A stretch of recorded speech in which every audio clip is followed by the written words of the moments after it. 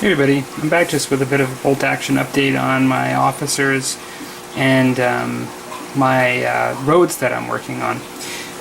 Got a game tomorrow, and I knew that one of the things that I wanted to make were roads, and one of the things that we need for the game tomorrow, I believe. So I ended up, I'll talk a little bit about that as to how I made them.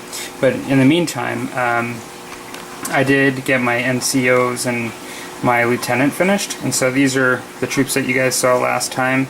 But what I've done is I've painted these guys just green on their jackets as opposed to the khaki, which even though the models' jackets are the same, like my understanding is that some of the jackets were certain styles a green, and I'm just designating the officers with the green jacket just to show a difference for gameplay.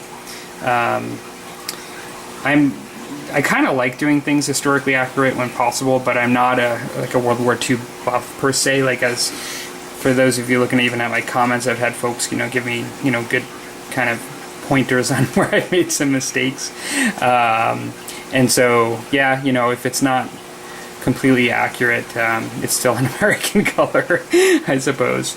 But I am happy with the way they came out. And despite all, the plastic models and all the assembly and things, I am happy with them. I actually think that they're nice. They came out pretty good. So there are my officers.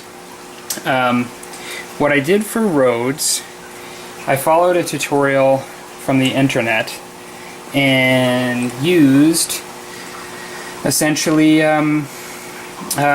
shingles, like asphalt shingles. Now, I think asphalt shingles are really good for a number of reasons. Now, in particular, I did dirt roads is what I was shooting for, but if you're shooting for asphalt roads, what better to use than asphalt shingles? Because the back of the shingle, not the side that you actually use that faces up, but the one that faces down, is a very smooth texture that has a nice surface, like an asphalt looking surface. The bottom I've left the same, even in this case, it's just the actual shingle itself. But you have a nice smooth surface to work with. Now, I made sort of like the dirt road, and I cut it irregular so it looked like it's going to be worn on the sides. It's not perfectly straight. The way I did this is I painted them brown but with sand mixed in. I then put sand down the center and anywhere that I thought, like if it was not a straight road like these ones are. I have some other pieces that are turns and things. I just put the sand where I thought it might collect just from where the tires are going and things like that. I then did 2 dry brushes on the road just to show more texture. And actually, that's wrong. I actually took some black.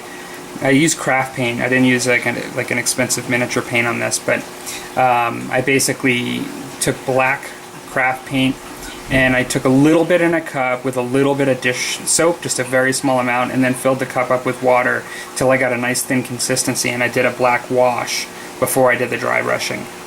And then I took the brown paint, which is craft paint. It's what they call golden brown, and I actually put a little bit of white in it, did a dry brush, and then put a little bit more white in it, and then did another dry brush.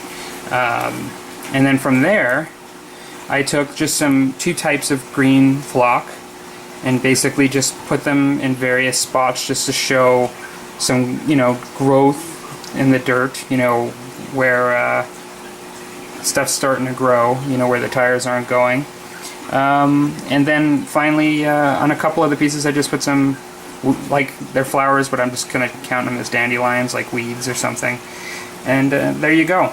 Now, one of the things I really like about this is they're flexible, and so, by the way, before I put all this flock on, I actually sprayed gloss, a heavy Rust-Oleum gloss finish over the top, and then I used basically I used a craft matte varnish as well, and this is just so everything doesn't just completely fall off, and then after putting the flock on, I actually used some PVA glue to put the flock on, but then I use some PVA glue mixed with water to soak it up some further, just so it doesn't just completely come off when using it. Now, it's flexible, so if you have it on a hill, you can just basically, have it bend up the hill. So I thought that that was kind of cool. I like that part. It's durable because it's asphalt. One of the negatives is I've noticed just since I first made it that as I go like this, like stuff falls off of it. I think it's starting to slow a bit, but it is a little bit messy in that sense. But I find when you actually kind of use it a bit, like it just sort of slows down to the point where it's not really coming off anymore. And I guess the article I read said that you should, when you're playing the game, bring a little bit of duct tape with you and put it on the bottom just to keep the pieces together, depending on how particular you are about that. But yeah, that's my road, and I'm actually quite happy with it. I'm kind of interested what other folks are doing for roads like this. I mean, besides just carving into a foam table, and making your road permanent. For folks that have temporary roads, what do you guys use? Have you done this before? It's my first time doing it, and I actually think it's a pretty good portable road. So, okay, hope you guys are having a good weekend. Take care.